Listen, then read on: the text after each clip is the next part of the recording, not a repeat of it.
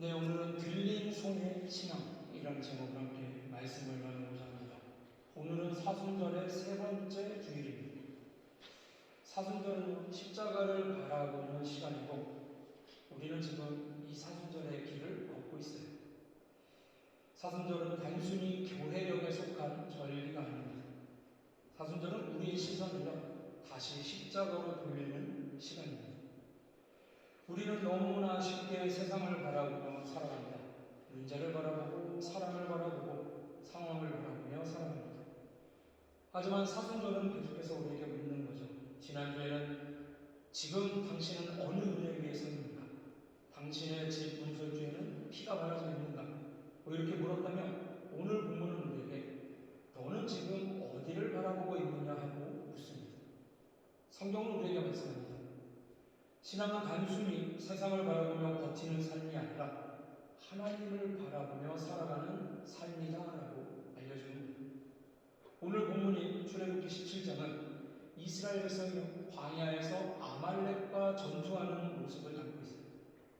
이스라엘은 막 출애굽을 경험한 백성들입니다. 그들은 홍해의 기적을 경험했고 하나님의 구원을 눈으로 직접 보았습니다. 그러나 놀랍게도 그 구원을 경험한 직후에 그들을 찾아온 것은 평안이 아니라 전쟁이었습니다.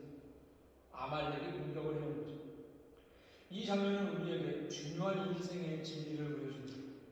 하나님을 믿는다고 해서요, 구원을 얻었다고 해서, 탈출에 성공했다고 해서 인생의 싸움이 사라지는 게 아닙니다. 오히려 신앙의 길에는 또 다른 싸움이 기다리고 있는 거죠. 죄와 싸우는 싸움, 두려움과 싸우는 싸움, 절망과 싸우는 싸움, 믿음을 지키는 싸움. 이스라엘은 이 싸움 앞에 서게 되었습니다. 여호수아는 군대를 이끌고 전선으로 나갑니다. 그러나 모세는 산 위로 올라갔습니다. 그리고 그는 손에 하나님의 지팡이를 들고 두 손을 들어 올렸습니다. 놀라운 광경이 일어나집니다. 모세의 손이 올라갔을 때 이스라엘이 이겼습니다. 그리고 모세의 손이 떨어지면 아말렉이 이겼대요. 이 장면은 우리에게 말씀합니다. 인생의 싸움은 단순히 눈에 보이는 자리에서 결정되는 게 아니라 하나님 앞에서 결정된다는 것입니다. 사순절은 바로 이것을 다시 배우는 시간입니다. 저는 오늘 이 말씀을 통해서 세 가지 질문에 대해서 묵상을 하려고 합니다. 먼저 우리의 싸움은 어디서 결정될까? 우리의 싸움은 눈에 보이는 전쟁이 아니라 하나님 앞에서의 싸움이라는 거예요. 오늘 본문은 이렇게 시작합니다. 그때의 아말렉이 와서 이스라엘과 르비딤에서 싸웁니다. 이스라엘은 지금 광야 한가운데 있습니다. 그들은 아직 나라의 형태도 갖추지 못한 공동체였어요. 군사훈련을 받은 그런 군대도 아니었습니다. 그들은 오랫동안 노예로 살던 사람들이었어요. 그럼 한마디로 정리하면요, 피난민과 더 비슷할 겁니다. 그런데 바로 그때 아말렉이 공격을 해오는 거예요. 이것은 단순한 우연이 아닙니다. 성경은 종종 하나님의 백성이 새로운 길을 시작하려고 할 때 저항이 찾아온다는 사실을 우리에게 보여줍니다. 이스라엘이 자유를 얻었을 때 아말렉이 공격했어요. 예수님이 이제 공생애를 막 시작하실 때 광야에서 시험이 찾아왔습니다. 우리가 하나님을 향해 진지하게 나아가려 할 때에도 종종 우리의 삶 속에서 영적인 싸움이 시작이 됩니다. 그 싸움은 여러 모습으로 우리에게 찾아오죠. 마음속에 의심하는 마음, 그 다음에 기도를 멈추게 만드는 육신의 피곤함, 신앙을 가볍게 만들려는 세상의 가치.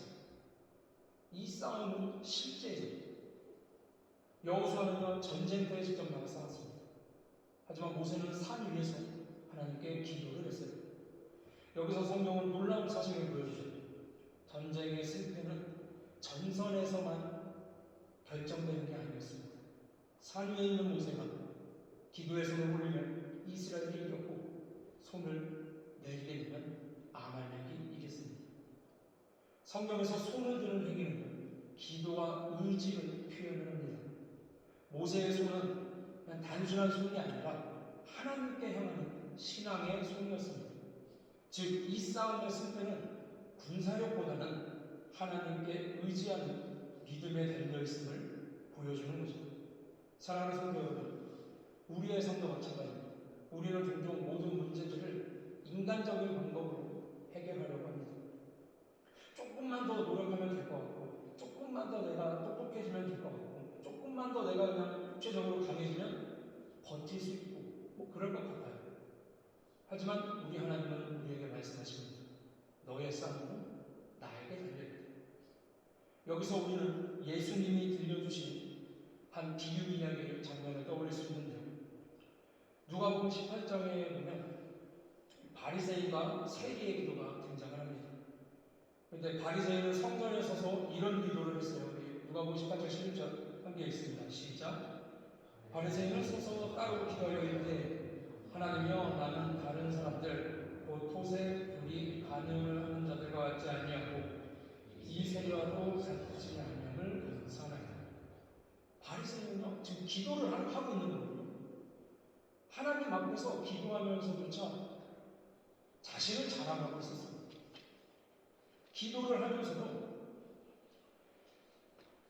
자기 옆에 서서 기도하고 있는 그 세리를 가리키면서 세리를 자신과 또 비교하면서 세리를 깎아내렸습니다. 하지만 세리는 어떻게 기도했습니까? 멀리 서서 감히 눈도 들지 못하고 고개도 들지 못하고 가슴을 치며 기도합니다. 하나님이여 불쌍히 여기소서 나는 죄인입니다. 예수님은 놀라운 말씀을 하십니다. 여기서 의롭다 하심을 받은 사람은 바리새인이 아니라 세리였어요. 왜일까요? 바리새인은요 자신의 힘을 의지했고 세리는 하나님을 의지했기 때문입니다. 모세의 들린 손, 바로 세리의 기도와 같은 손입니다. 하나님, 우리는 당신 없이는 이룰 수 없습니다. 사랑하는 성도 여러분, 사순절은요 그리고 성경 말씀은 우리에게 오늘 묻습니다. 우리는 지금 어떤 자세로 하나님 앞에 서 있는가? 우리는 여전히 바리새인처럼 서 있지 않습니까? 나는 여전히 괜찮다고, 나는 잘하고 있다고, 나는 다른 사람들보다 잘났다고. 하지만 주님의 십자가 앞에서는 누구도 그렇게 말할 수 없어요. 십자가는 분명히 우리에게 알려줍니다. 너는 스스로를 구원할 수 없다. 그래서 사순절은요 우리를 다시 세리의 자리로 데려가는 가슴을 치며 기도하게 합니다. 하나님, 나를 불쌍히 여기소서. 나는 죄인입니다. 이 기도가 바로 들린 손의 기도입니다. 전쟁은 하나님께 속한 것이라고 사무엘상 17장 47절은 말씀합니다. 사랑하는 성도 여러분, 나와 나의 능력을 의지하는 게 아니라 먼저 하나님을 바라보시고 하나님을 의지하며 승리하시는 저와 여러분이 다 되시기를 축원합니다. 자, 그리고 두 번째 질문입니다. 하나님은 어떤 사람을 통해 일하십니까? 제가 매주 한 번씩은 나옵니다. 하나님은 강한 사람이 아니라 연약한 사람을 통해 일하신다는 거예요. 누구나 알고 있는 사실이죠. 모세는요 어떤 모습이었죠? 지금 양손을 들고 있어요. 근데 시간이 지나면서 문제가 생겨요. 모세의 팔이 너무 피곤합니다. 이 장면은 매우 인간적인 장면입니다. 성경은 위대한 믿음의 사람들의 무슨 히어로물 영화처럼 영웅적인 모습만 기록하지 않습니다.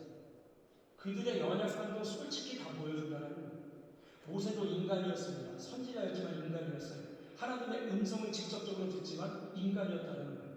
80세의 노인이었습니다. 그의 팔도 아팠어요. 그의 몸도 지쳐갑니다. 어깨가 안 올라가는 50견 같은 병이 있었을 수도 있죠. 결국 그의 손이 어떻습니까? 올리고 기도하다가 시간이 갈수록 떨어지는 거예요. 그때 아론과 홀이 모세의 곁에 섭니다. 돌을 가져다가 모세를 앉히고 양쪽에서 그의 손을 붙들어 올렸습니다. 그래서 해가 질 때까지 손이 내려오지 않았고 이스라엘은 전쟁에서 승리했다고 말씀합니다. 여러분, 이 장면이요 굉장히 아름다운 장면입니다. 이스라엘은요 지금 모든 백성들이 전쟁의 승리를 원할 거예요. 이거는 하나님도 마찬가지일 겁니다. 그런데 우리 하나님은요 막 이집트한테 10가지 재앙을 보여주고 홍해를 갈라서 이집트 병사들 수장했던 것처럼 갑자기 땅을 갈라서 아말렉을 땅속으로 묻는다거나 이러지 않습니다. 하나님이요 모세 직접 찾아가지고 모세의 손이 안 떨어지게 나무 기둥 같은 거 만들어서 묶어주거나 이러지 않아요. 하나님도 이스라엘 승리를 원하시죠. 모세의 손이 떨어지지 않게끔 하나님이 직접적으로 세팅해주지 않는다는 거죠. 그러면 손을 드는 것은 어떻습니까? 모세의 몫이라는 거예요. 근데 모세가 힘드니까 어때요? 동영자 붙여주는 거죠. 아론과 훌이 도와줬어요. 그런데 그뿐만이 아니죠. 전선에서 맞서 싸우는 여호수아를 비롯한 젊은 군대들이 있었다는 거예요. 신앙은요, 혼자만 골방에서 버티는 싸움이 아닙니다. 우리는 서로의 손을 서로 붙들어줄 수 있어야 돼요. 누군가는 분명히 지칠 때가 있습니다. 누군가는요, 기도가 멈출 때가 있어요. 누군가는 믿음이 흔들릴 때가 분명히 옵니다. 그래서 그때 여러분들 공동체가 필요한 거죠.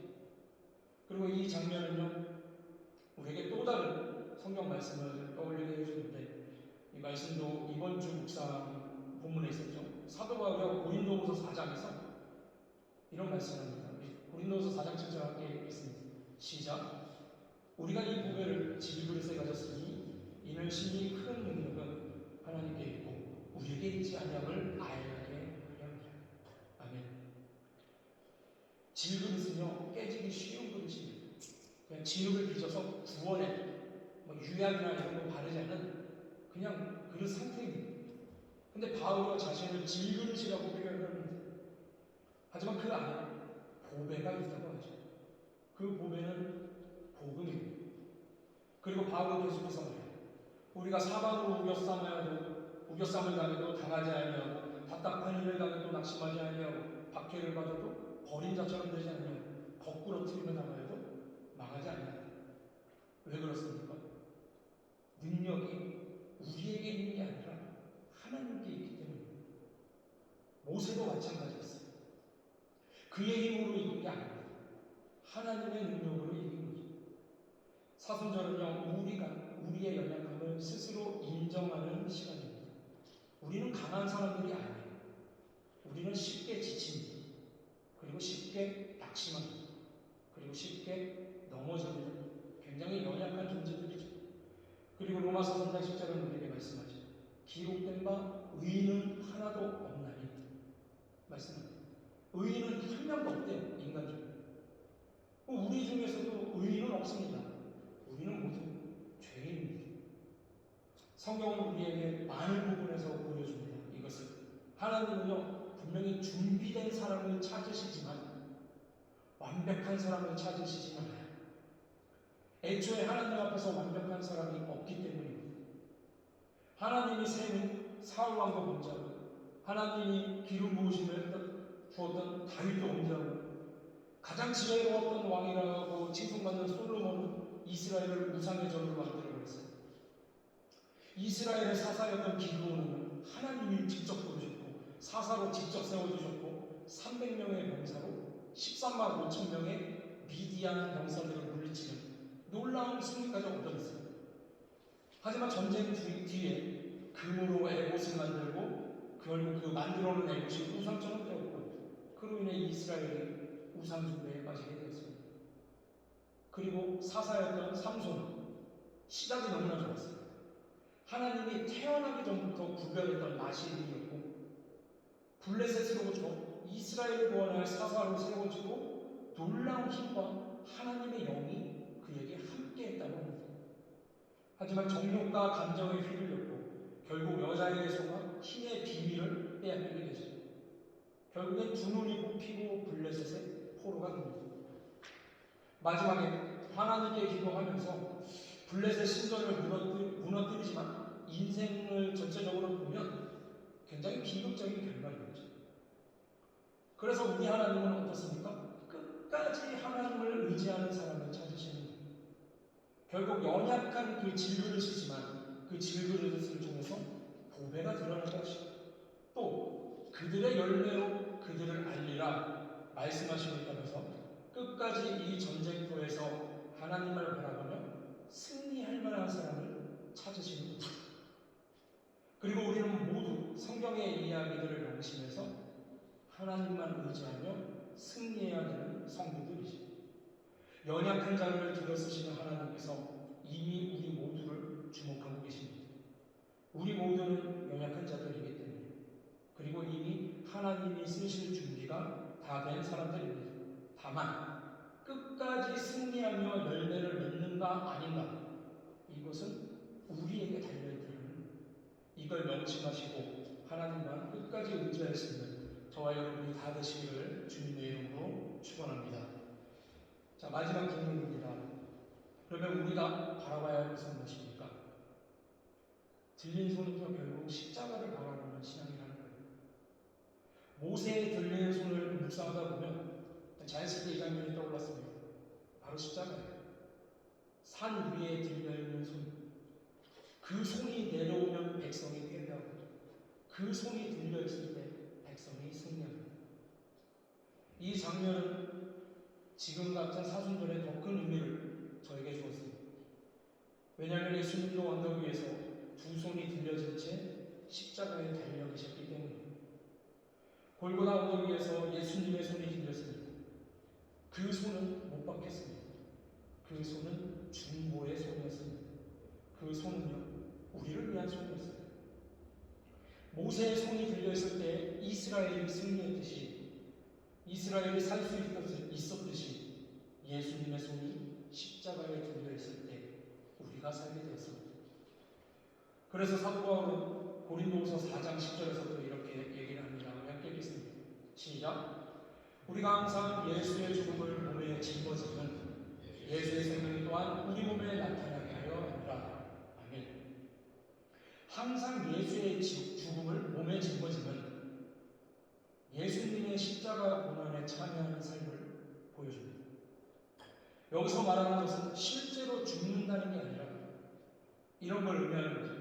복음을 전하다가 받는 핍박, 자기 욕심과 죄를 죽이는 삶, 내려놓는 삶, 예수님 때문에 겪는 고난과 희생, 즉 그리스도인은 세상 속에서 살아가면서 예수님의 십자가를 지는 삶을 살아간다는 뜻이죠.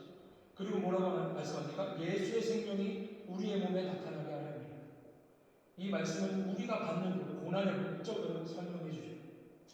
예수님의 죽음을 따르는 삶을 살아갈 때 예수님의 생명과 능력이 우리에게도 나타난다는 거예요. 쉽게 예를 들면 우리가 고난을 받지만 고난 속에서도 믿음이 무너지지 않고, 절망 속에서도 소망을 유지하고, 우리의 약함 속에서도 하나님의 능력이 나타나는 것, 이것들을 말씀하는 거죠.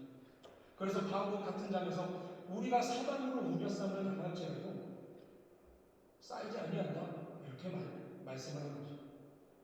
우리가 말하고 있대요. 인간적인 눈으로 볼 때 십자가는 죽음처럼 보입니다. 그러나 그 안에 생명이 있습니다. 모세의 들린 손은 결국 십자가를 가리키는 몸짓이었습니다. 그래서 사순절은 우리에게 묻습니다. 우리는 지금 무엇을 바라보고 있는가? 우리의 힘인가? 우리의 능력인가? 우리의 의인가? 아니면 주님의 십자가인가? 사랑하는 성도 여러분, 사순절은 다시 손을 드는 시간입니다. 오늘 우리는 한 장면을 보았습니다. 광야의 산 위에 모세가 두 손을 들고 있습니다. 그 손이 들려 있을 때 하나님의 백성들이 승리했어요. 그리고 그 장면은 우리를 곧 십자가로 데려갑니다. 골고다 언덕 위에서 예수님의 두 손이 들려 묶여 있었습니다. 그 손 때문에 우리가 살게 되었습니다. 그래서 사순절은 우리에게 묻습니다. 너는 지금 무엇을 의지하고 있는가? 오늘 하나님이여 우리를 다시 기도의 자리로 부르십니다. 그리고 새처럼 기도하게 만드실 거예요. 하나님이여 나를 불쌍히 여기소서. 그리고 이렇게 질그릇 같은 우리를 통해 하나님의 능력을 나타내실 것입니다. 사랑하는 성도 여러분, 우리의 기도의 손이 다시 들려지기를 바랍니다. 십자가를 향한 믿음의 손이 들려지기를 바랍니다. 그때 하나님은요 우리의 삶 속에서도 놀라운 승리로 역사하실 것을 믿으시길 바랍니다. 할렐루야. 기도하겠습니다.